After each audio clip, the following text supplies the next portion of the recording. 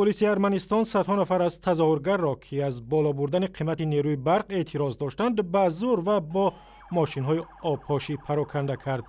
این تظاهرگران از شب 22 ایون در یک کوچه در نزدیکی کاخ رئیس جمهوری ارمنستان در شهر یریون نشسته بودند و پلیس ضد شورش ارمنستان صبح 23 ایون علیه تظاهرگران چنین اقدام کرد.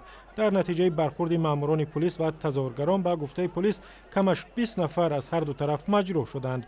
تظاهرگران میگویند 16% بالا بردن قیمت نیروی برق عادلانه نیست و موضوع صحبت امروزه درباره تظاهرات در یریون است و با ҳраир тамрозиён مدیر بخشی армании رادیوی آزادی.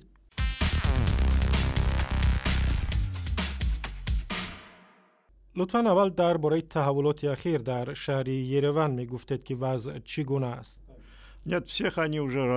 ماموران پلیس همه را با زور پراکنده کردند و نه تنها تظاهرگران را زدند بلکه خبرنگاران را نیز. از جمله خبرنگاران ما را هم لط و کوب کردند. 2 نوار بردار و 1 خبرنگار ما را زدند. 1 نفر آنها را ماموران پلیس دستگیر و اندک بعد آزاد کردند. یکی از همکاران ما را بسیار سخت زدند. کامری نوار برداری دستگاهی را که برای پخش مستقیم به کار میبرند شکستند. همین گونه ما را از امکان پخش مستقیم حادثه محروم نمودند. امروز ماموران پلیس در همان کوچه‌ای که تظاهرات برگزار شد زیاد بودند. خبری هست که تظاهر کنندگان شام امروز دیگر بار جمع می آیند، ولی ما نمیدانیم که چند نفر جمع می شوند و حادثه چگونه جریان می گیرد.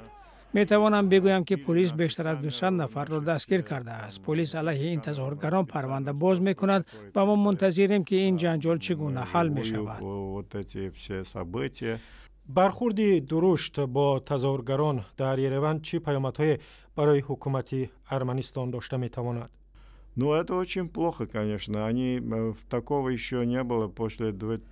البته برای حکومت عاقبت‌های بدی دارد. بعد از تظاهرات روز 1 مارس سال 2008 این گونه حادثه در ارمنستان دیگر رخ نداده بود.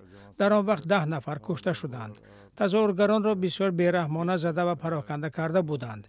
این دفعه بی تلفات تمام شد، ولی فکر میکنم همه چیز آرام نمیگذرد. حکومت در وضع ناهنجار و دشوار میماند، زیرا باید فهماند که برای چه با مردم آسایشته که حتی طلبهای سیاسی هم نداشتند این گونه بیرحمانه رفتار کردند. مردم فقط تقاضا داشتند که نرخ نیروی برق بالا برده نشود. с мирными демонстрантами, у которых даже не было политических требований.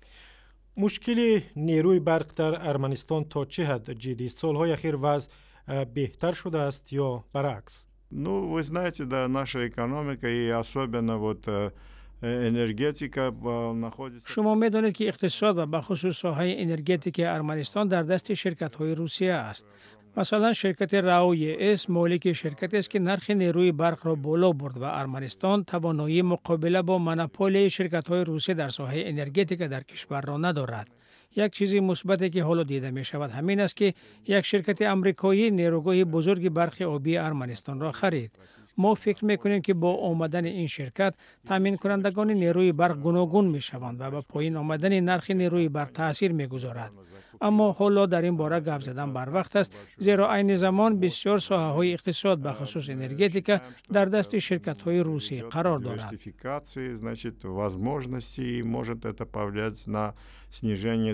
تشکر. ҳраир тамрозиён مدیر بخشی армании رادیوی آزادی صحبت میکرد.